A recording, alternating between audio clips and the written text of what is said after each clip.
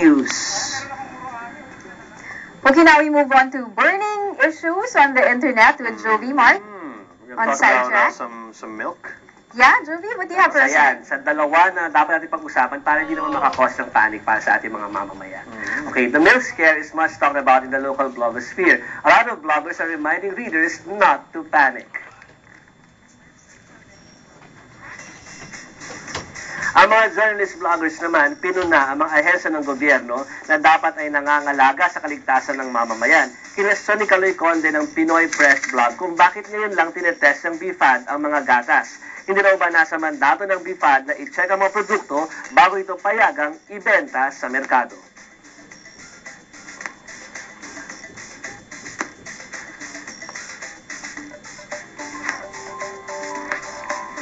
Over at Raul Guzman's site, the blogger said the BIFAD should act fast and should have more teeth.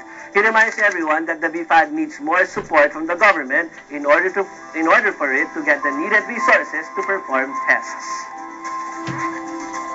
Meanwhile, in his blog, Bong Astero zeroed in not only on BIFAD's all-important role in the milk scare, he also reminded the media not to induce panic among the people. For more information and for safety tips, punta lang kayo sa official site ng Bureau of Food and Drugs, bfad.org.ph. Naroon din ang listahan ng mga sinusuling milk at milk products. Mabuti kasi na well-informed kayo sa issue na ito.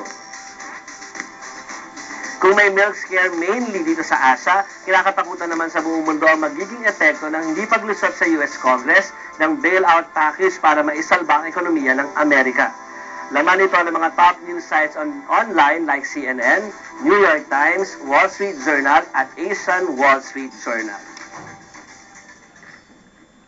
At kayo na nga, Cheryl Martin, namin na rin sa Malacanang na hindi talaga tayo sa spare nitong nangyayaring ganyang kaguluhan o gusot sa Amerika. Kaya naghahanda na nga ang ating mga economic managers. In fact, nagmimiti sila ngayong gabi para nga malaman kung ano yung mga pwedeng gawin natin kung sakaling tumama sa ating yung epekto na yun. Going back to that milk scare, no, is there anything the government is doing para i-promote yung gatas ng kalabaw? Kanina alam ko pinatawag sa isang emergency meeting ang ating DOH Secretary. So, ay inaasahan natin na tomorrow ay magkakaroon ng press con tungkol sa kung ano magiging steps nila tungkol dito. So there's always a positive thing and they can always develop the gatas ng kalabaw. You know, Mark, I buy that yung gatas ng kalabaw. It's really creamier. Pero ngayon, from the shanties? From the, meron yan sa Tiendesitas along C5. Marami yan.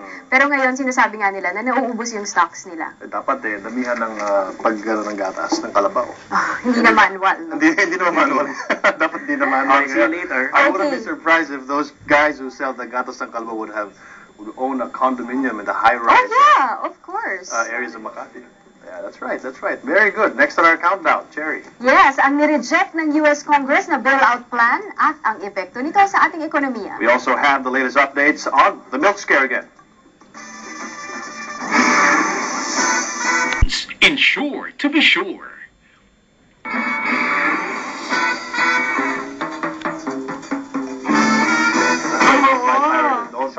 We're talking about movies, and Jovi's going to tell us about some controversial movies of the decades. Kasi Cherry, naglabas ng listahan na naman itong yahoo.com ng tungkol sa mga controversial movies na pinag-uusapan nitong nakalipas sa 10 taon. So ipakita natin itong 5 dun sa mga pinag-uusapan na yun.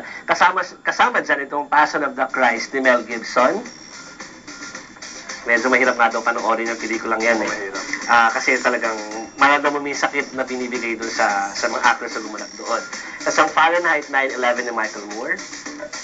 Itong controversial na The Bunny Brown ni Vincent Gallo na mainly pinag-uusapan dahil meron daw real sex act doon mismo sa movie na yon. Oh, wow. Ang Brokeback Mountain, siyempre, Martin. Keith Ledger. At ang The Da Vinci Code ni Ron Howard. I love that.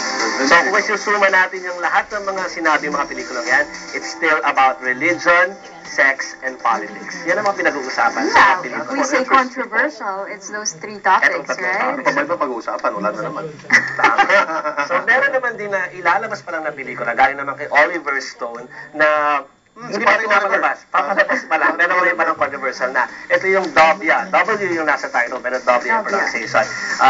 Here's another movie that will surely make people talk. An upcoming movie ni Oliver Stone nga tungkol sa buhay ni US President George W. Bush na ang titulo nga ay Dobia. Ngayon pa lang ay pinag-uusapan na sa net ang cast members ng Dobya dahil ilan sa kanila ay kamukhang-kamukha ng mga totoong tao sa Bush administration. Nakita niyo si Condoleezza Rice, si Yes, Tandy Newton yun. Newton, Si yeah. James Cromwell yung papapel na Bush Senior, si Toby Jones as Karl Rove, si Richard Dreyfuss sa kamukha naman, remember Yeah. si Dick Cheney, at si Elizabeth Banks as Laura Bush. At ito nga si Josh Brolin as Dobya, na mukhang kamukha doon sa ibang mga litratong pinakita natin ngayon. Redford White, you know. So, punta naman tayo sa politika pa rin sa Amerika. Cherry, Martin. Nitong weekend, bumalik na naman si Tina Fey sa Saturday Night Live. She was just so muli good na as naman Sarah niyang Palin. i-spoof itong si Sarah Palin. At ito, ang instance na to, yung ginaya naman nila, yung interview ng one-on-one ni Katie Couric dito nga sa vice presidential candidate ng mga Republicans. Pupunta may panoorin natin itong part na yun. Weekend. Saturday Night Live. Kamukha na, di ba? Linggo-linggo na magkasakit. Pabila. Nagkaroon lang revive ko na yung career ni Tina Fey. Hindi, lalong Yan yung tumaas. actual interview. At narito ang spoof. Katie, I bet you use one of my websites.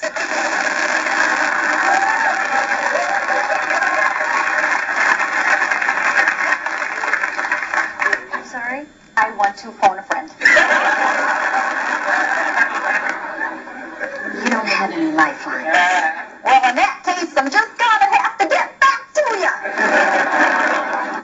And there's so much, you know what, there's so much material. na kaya There's nang so much fun. sagutin ni Sarah Palin doon sa interview ni Katie Couric. Kaya humingi siya ng lifeline para doon sa game show na ginagaya nga nila siya. And for those who don't know Katie Couric, Na CBS anchor siya, isa sa mga unang babae na umupo doon sa network na yon bilang newscaster. Pero alam mo naman na galing ito si Katie Couric sa NBC Today. So mas kilala siya doon. And of course, Jovi, if they wanna see the actual episode of the interview of Katie Couric with Sarah Palin, it's probably also in YouTube. Pareho yung nasa YouTube, yung totoong interview at saka yung spoof ni Tina Fey.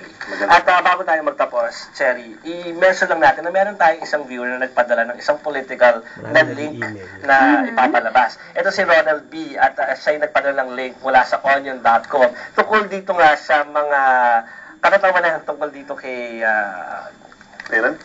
kay Palin, marami, kay Michelle Obama, kay Obama mismo. So mabuti puntahan niyo ang onion.com para makita niyo kung anong klaseng humor ang nakukuha ng mga tao tungkol sa politika sa Amerika. At tumulad din kayo kay Ronald B. na magpadala ng mga link na yan by sending your email sa 10@tv5.com.ph or sa website ng tv5.com.ph or sa joeyfrancisco.com.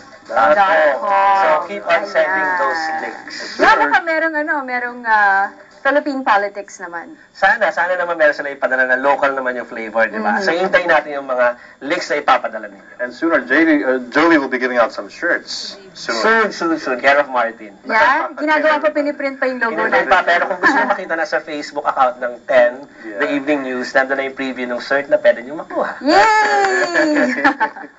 Plugging na to, ha? Okay, mahigit isang linggo na po mula nang pumutok itong balita tungkol sa mga melamine-contaminated milk from China. Ngayon pa lang nakabuo ng task force ang ating gobyerno na tututok dito sa issue. At kahit na meron ng task force, hindi pa rin makadalawang DFAD dahil sa kakulangan ng gamit. Yan ang ating story number 3 mula kay Fiona Rosario.